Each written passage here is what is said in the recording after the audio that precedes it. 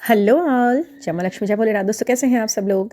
हाँ जी, तो आज की जो ये वीडियो होने वाली है, ये होने वाली है सभी लव बर्ड्स के लिए। लव बर्ड्स यानी कि जो भी सोलमेट कनेक्शन में है, लव कनेक्शन में है, ट्विन फ्लेम्स पे हैं, वो तो बिल्कुल डेप्थ में जा चुके हैं, प्यार की आत्मा से हो गया उनका। तो उनको तो मालूम है प्यार क्या होता है, उनको तो प्यार प्रेम ही पता है। गर्लफ्रेंड बॉयफ्रेंड अफेयर ऐसे तो शब्द हमारे शब्दकोश में से निकल जाते हैं जब हम इस जर्नी में एंटर कर जाते हैं, डीपली से जान जाते हैं। तो हम इस तरीके के वर्ड ही यूज़ नहीं करना पसंद करते कि ये मेरा गर्लफ्रेंड है, ये मेरा बॉयफ्रेंड है, ये मेरा अफेयर है, ये मेरा एक्स बॉयफ्रेंड। कितने गंदे और चीप शब्द लगते हैं ये सब जब हम इस तरीके के शब्दों से अपने किसी व्यक्ति को संबोधन देते हैं। और ये बात एक बहुत बड़ा संकेत है कि यदि आपको कोई, आप पूरे डीपली उसको प्यार कर रहे हो, आप पूरी डीपली उससे केयर कर रहे हो, और उसके बावजूद भी वो जो इंसान है वो आपको इन्हीं शब्दों से नवाज रहा है, इन्हीं शब्दों से वो आपको पुकार रहा है, बोल रहा है। आपका इंट्रोडक्शन ही वो इस तरह से, मेरी गर्लफ्रेंड है, ये मेरी बॉयफ्रेंड है, ये मेरा एक्स है, या जो भी कुछ है। तो नहीं, ये मेरा प्रेम है, ये मेरी आत्मा है, ये मेरी सच्चाई है, ये मेरी ऊर्जा है। जब आप इस तरह से फील करने लग जाते हैं और सामने वाला भी इसी तरह से फील करने लग जाता है, और सारे संकेतों से आपको ये बिल्कुल दृढ़ हो गया है कि हाँ जी, हम इस एक बंधन में है, जो इसके अलावा हमें इधर उधर आँख हमारी जाती ही नहीं है, करनी नहीं है, नहीं जाती ही नहीं है, सुनना ही नहीं है इनके अलावा किसी और व्यक्ति का नाम इस संबंध में। बाकी सब मेरे अपने रिश्ते हैं, सब मेरे बहुत प्यारे हैं, बच्चे प्यारे हैं, माँ बाप प्यारे हैं, भाई बहन प्यारे हैं, और सब रिलेशन जैसे भी जिसके भी जो भी हिसाब बनता है वो सब प्यारे हैं, बहुत केयर है मुझे। बट प्रेमी पति इस तरीके के रूप में यदि कोई प्यारा है तो वो बस एक वो ही रिश्ता है, वही व्यक्ति है। उसके अलावा हमें किसी के विषय में नहीं बोलना है, ना सोचना है। जब इस कगार पर दोनों व्यक्ति आ गए, दोनों, समझ में आ गई ना, केवल आप आ गए तो काम नहीं चलेगा, या केवल एक व्यक्ति आ गया दोनों में से तो भी काम नहीं चलेगा। क्लियरेंस जब मिलता है और सच्चाई दृढ़ता जब होती है, जब दोनों ही वो चीज़ें उसके अंदर हों। ठीक है, अगर हम रिमोट भी यूज़ करते हैं तो उसमें दोनों सेल्स का पूरा लगना तरीके से, जिस डायरेक्शन में दोनों को एडजस्ट करना है वो लगें पूरी तरह, तभी वो रिमोट भी काम करेगा, आगे की चीज़ों को वो फंक्शन में आएंगी चीज़ें। ठीक है ना, ये तो है ना क्लियर। ऐसे ही दो चीज़ों के बिना एक तरीके से हुए हुए वो काम हो ही नहीं सकता है।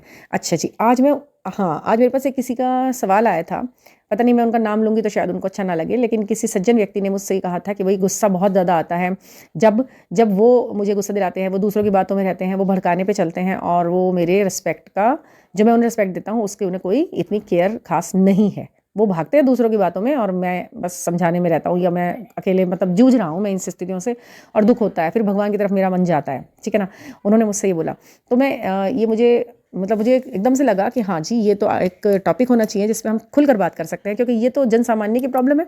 इस प्रॉब्लम में तो बहुत लोग घिरे हुए हैं। हमारी जो स्थिति है वो लगता है कि सबकी ऐसी ही है, लेकिन नहीं, लोगों की अलग अलग स्थितियाँ हैं और वो अलग अलग चीज़ों में पड़े हुए बेचारे, तो अलग अलग चीज़ों को फेस कर रहे हैं, तो उनको तो बताना पड़ेगा ना। और जिन जिन लोगों के साथ यही प्रॉब्लम है कि दूसरा सामने वाला इतना रिस्पॉन्स ही नहीं कर रहा है जितना उसे करना चाहिए, जितना इस रिश्ते को पनपने के लिए, इस पौधे को प्यार के पनपने के लिए जितना सब कुछ चाहिए वो तो दे ही नहीं रहा सामने वाला। एक हाथ से तो ताली नहीं बजेगी ना।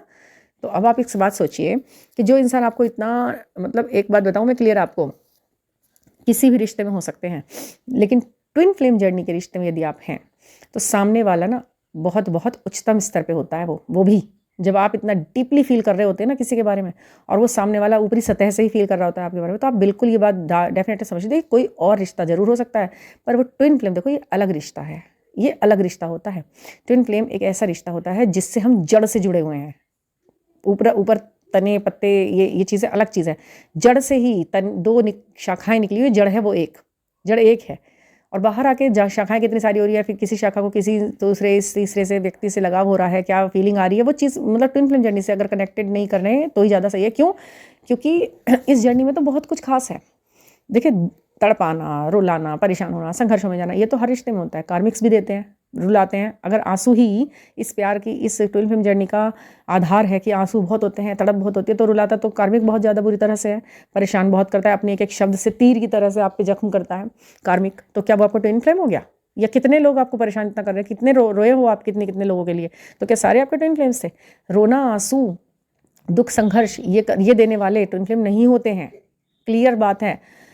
ट्विन फ्लेम एक ही चीज़ पूरी तरह देते हैं, बहुत ज़्यादा देते हैं, वो है आपको सम्मान, आपको असेंडिंग, आपको स्माइल, आपको होप, नए जीवन जीने का तरीका, स्टाइल सीखते हैं आप उन्हें देखकर आप आगे बढ़ने की चेष्टा करते हैं, उनसे बहुत सारी चीज़ें आप नई नई सीखते हैं, और आंसू नहीं आते हैं आंखों में, याद करते वक्त भी नहीं आते हैं, क्योंकि वो याद करके हम उसको ही रो पाते हैं। मतलब ये जो कहावत है पुरानी, लेकिन सच्चाई है इस जर्नी की ये बहुत बड़ी, कि हम याद उसे करके कई बार रोते हैं जो हमसे अलग थोड़ा सा होता है। ट्विन फ्लेम हमसे अलग नहीं होता है, इसलिए आंखों में शायद मुझे लग रहा है उनको याद करके इसलिए कभी भी आंसू नहीं आते हैं उसमें, ठीक है। ईर्ष्या नाम की चीज़ भी उनसे ज़्यादा नहीं होती, क्योंकि मन के अंदर किसी कोने में पता होता है कि ये हमें पसंद करेगा, हमें प्यार करेगा। जिस दिन इसकी आंखों ने हमें देखेगा उस दिन इसकी आंखों को और कोई और अच्छा ही नहीं लगेगा।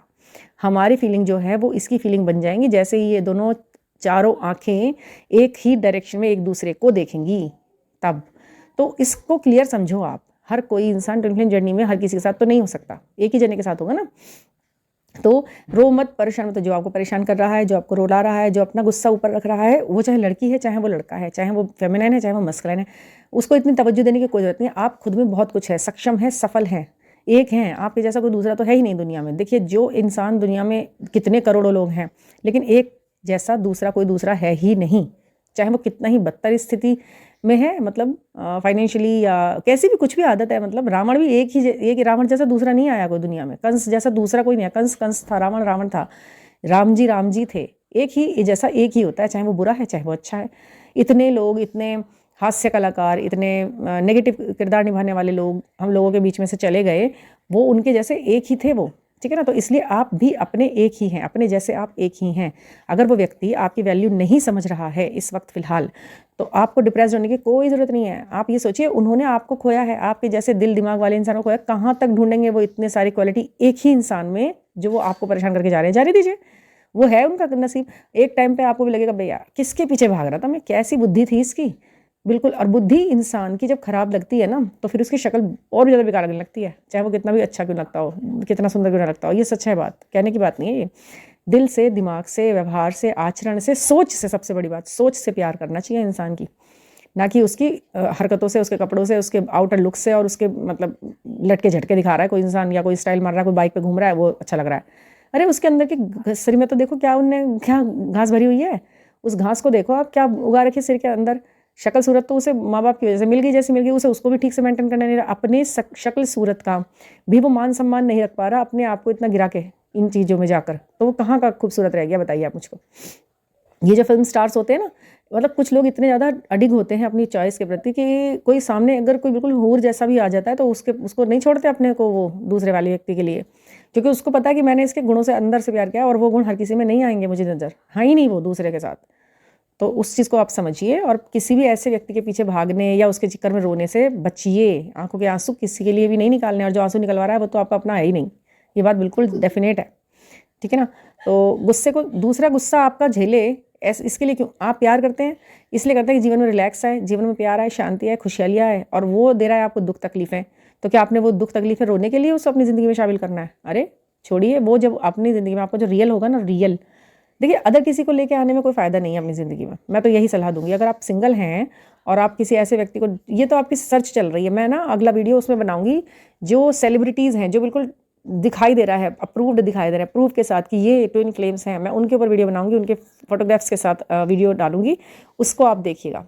फिर उनकी लाइफ स्ट्रीप पिछली पुरानी सब पता होगी आपको, फिर आप देखिएगा कि ये रियल ट्विन फ्लेम्स हैं। और अब देखिए ये कितने अफेयर भी हुए होंगे, लव भी चले थे, बहुत कंट्रोवर्सी भी चली थी, लेकिन फाइनली जब उन्होंने मैरिज करी है तो वो किस तरीके से आगे बढ़ी है, और दोनों एक दूसरे के साथ किस तरह असेंड होते हुए चले हैं, वो होता है फाइनल। वो कोई भी कुछ भी नहीं होता। बड़ा मुश्किल है इस बात को समझना, बड़ी से समझना पड़ेगा, टाइम समझा देगा, वरना आप खुद समझ जाइए पहले से ही। तो ठीक है ना, थैंक यू फॉर लिसनिंग। और अगर मेरी बात अच्छी लगी हो तो please subscribe, like and comment and सवाल आप लिखिए, मुझे बहुत अच्छा लगता है इस तरह सवालों का जवाब देना। Okay, thank you.